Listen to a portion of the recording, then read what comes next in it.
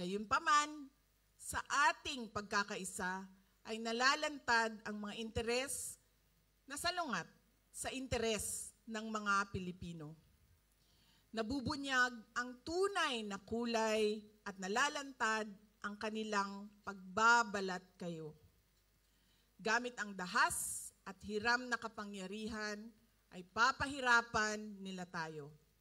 Ang dinaranas ngayon ni Pangulong Rodrigo Duterte ay konkretong halimbawa nito. To them, we are a hindrance, an obstruction to the path of their personal ambition, an enemy they must eliminate to clear their way. Napanood nyo ba yung speech ni Senator Amy doon sa Senado? Yun po ang kabuuhan ng explanation ng sinasabi ko. Hindi ko po napanood, pero panoorin nyo. Marami ang nagsabi sa akin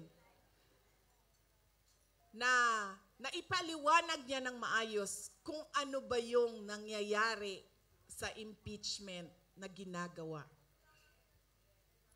The attacks are cowardly, yet openly disingenuous and arrogant, absence of basic human decency and respect for the rule of law, typical of people drunk in power. Pero nananatili tayong nakatayo dahil ang ipinaglalaban natin ay tama at totoo.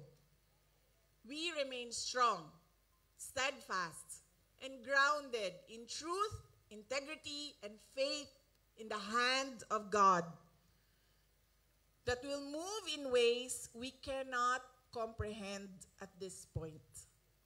Justice bends to the truth, and we are ever more resolute in our fight for the Philippines.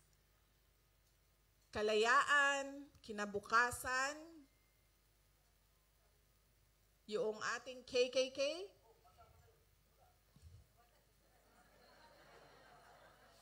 kasaysayan, kalayaan, kinabukasan.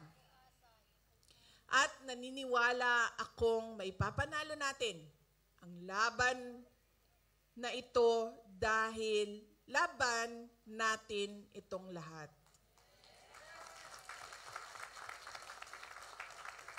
Maipapanalo natin ito sa kabila ng mga banta, pananakot, pagmamalabis at bangis.